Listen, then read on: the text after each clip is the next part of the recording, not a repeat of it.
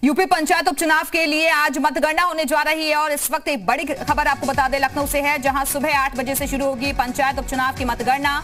बुलंदशहर, वाराणसी, अमरोहा सहित अन्य जिलों में हुए उपचुनाव। पंचायत उपचुनाव में 64.74% मतदान हुआ था।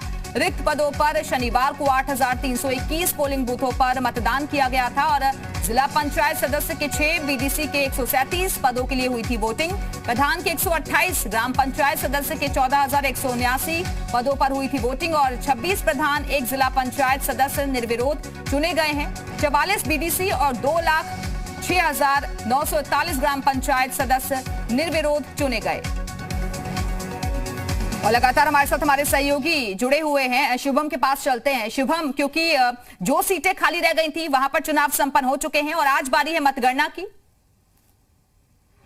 जी बिल्कुल, अब बीते कई दिनों से जिन जिला अध्यक्ष पंचायतों का जो इंतजार था वो आज लगभग खत्म होगा और आज इसके परिणाम सामने आ जाएंगे। उसको लेकर के भी उत्तर प्रदेश में भी सभी जो संगठन थे बीते कई दिनों से सक्रिय थे और आज इन सभी का परिणाम सुबह 8 बजे से इसको लेकर के तैयारियां चल रही थी। कल से ही सभी जिला प्रशासन और पुलिस अधिकारियों के द्वारा मौके पर जाकर के तमाम तरह की तैयारियों को परखा गया और आज इन सभी का परिणाम सामने आएगा। इसके बाद उम्मीद ये जताई जा रही है कि कहीं ना कहीं जो भाजपा अपने गणित के हिसाब से तमाम दलों, तमाम अधिकारियों और तमाम नेताओं के साथ बैठ करके इस पर बैठक कर रही थी, तो वहीं अन्य दल भी इसको लेकर के अपनी तमाम तैयारियां कर रहे थे। अब आज इस परिणाम के सामने आने के बाद सियासी समीकरण भी तेजी से उत्तर प्रदेश में बदलेंगे, क्योंकि जहां सभी दल अपने अब 2022 के लक्ष्य को देखते हुए इस चुनाव को काफी महत्वपूर्ण मान रहे थे, क्योंकि ग्रामीण क्षेत्रों में कहीं ना कहीं कोरोना को लेकर के नाराजगी होने की बात कही जा रही थी। तो वहीं अब ये परिणाम सामने आने के बाद ये तस्वीर भी साफ होगी कि जो बिल्कुल, तो मतगणना के लिए भी प्रशासन ने तैयारियां पूरी कर ली है।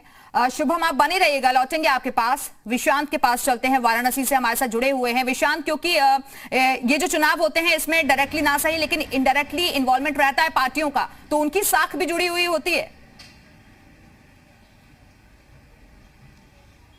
जी बिल्कुल, अगर ग्रामीण क्षेत्रों की बात करें तो जो पिछला अभी चुनाव हुआ था पंचायत चुनाव, उसमें बहुत अच्छे नतीजे भाजपा के लिए नहीं आए थे। हमने देखा था, लोगों ने ये बताया गया था कि कोरोना को लेकर ग्रामीण क्षेत्रों में नाराजगी है, लेकिन अगर ये इस उपचुनाव की अगर हम बात करें तो ये मुझे नहीं लगता कि ये इसमें बहुत ज्यादा कोई जनादेश दिखाने वाली बात है, क्योंकि कल अगर बात करूं तो केवल 56.2% वोटिंग हुई है वाराणसी में। तो ये साफ दिखा रहा है कि अब हालांकि उपचुनाव है, जाहिर सी बात है कि जो भी पार्टी के संबंधित चूंकि सीधे उम्मीदवार नहीं होते हैं, समर्थित उम्मीदवार होते हैं, तो जाहिर सी बात है थोड़ी सी दिलचस्पी सभी की रहती है, लेकिन इतना ज्यादा फर्क नहीं पड़ेगा, क्योंकि इसको लेकर के अलग परिवेश हो गया है, तमाम तरह की चीजें अलग अलग तरीके से हो गई हैं। और अभी अगर कोरोना की बात करें तो कोरोना का कोई फर्क भी ग्रामीण क्षेत्रों में क्या, अब तो शहरी क्षेत्रों में भी पूरी तरीके से काबू कर लिया गया है।